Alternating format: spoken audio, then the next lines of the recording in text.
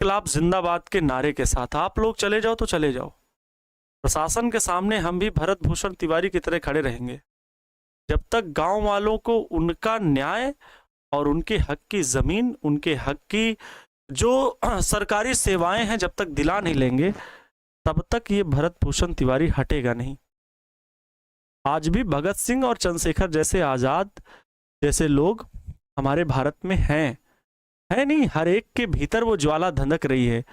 इस समय देश के हालात अगर देखे जाए ना, नीट की परीक्षा किस प्रकार से कराई गई, एसएससी का धांधली किस प्रकार से हुई, और आप सभी बच्चों से मैं इसलिए कह रहा हूं, आप इंटर में पढ़ रहे हो, आगे आने वाली समस्याएं, आगे आने वाली जिम्मेदारी आपके कंधों पर भी आने वाली है। सरकारें, सत्ता बदलती रहती है, सत्ताएं चलती रहती हैं, कुर्सी की सीट की लड़ाई जो है वो हर किसी के बीच जंग की तरह होती है, लेकिन हम सब आवाम हैं और हम सभी राष्ट्र का निर्माण करते हैं।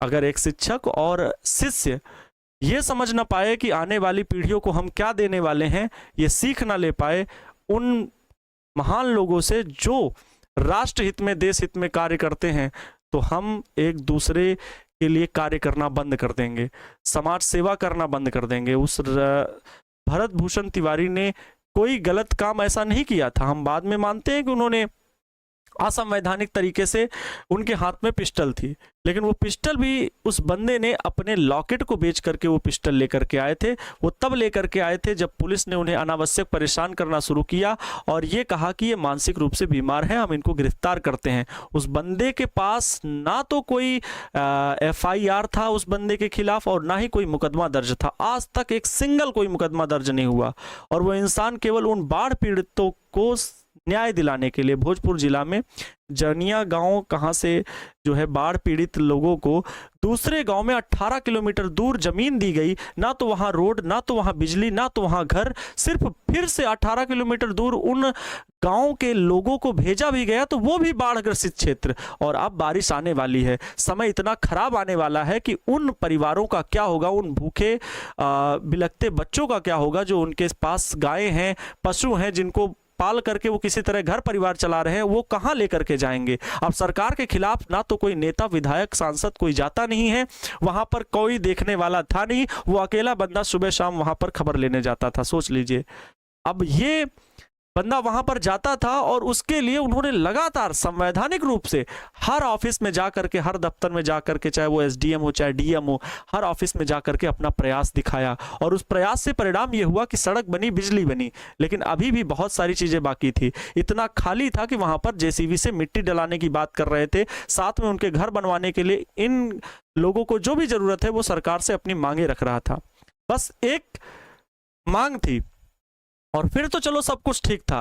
प्रशासन को उन्होंने जो वीडियो डाला आप बिल्कुल देख सकते हैं, आज के पहले कितनी बार उन्होंने वो पोस्टें लिखी और कहा कि मैं जब तक जिंदा हूं तो ठीक है, लेकिन जब भी मेरा शरीर मरे, तो जब भी शरीर से मेरी आत्मा निकले, तो मेरे शरीर के जो भी अंग दान किए जा सकते हैं, तो पहला आर्मी को दिया जाए और दूसरा इस प्रशासन को दिया जाए और तीसरा आम जनता में बांट दिया जाए, जो भी जरूरी। मतलब सेवा भाव यार, इसे कहते हैं, कोई मरने का खौफ नहीं।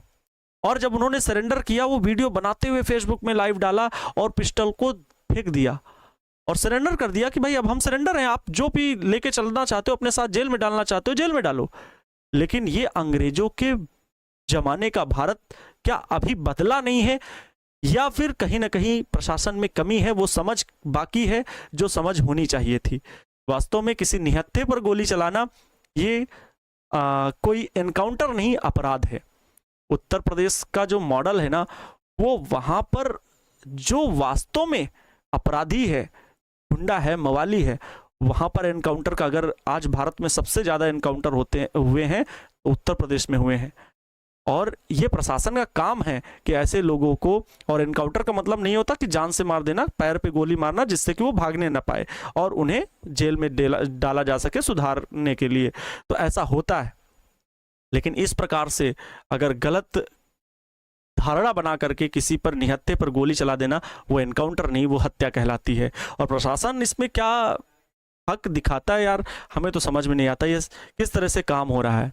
अभी मैं बोलूँगा, मतलब क्या बोलूँ इन सब बातों में। अभी बड़े कोचिंग संस्थानों में भी विवाद हुआ क्या प्रशासन काम कर रहा है, कैसे काम कर रहा है, तो मुझे तो कुछ समझ नहीं आता।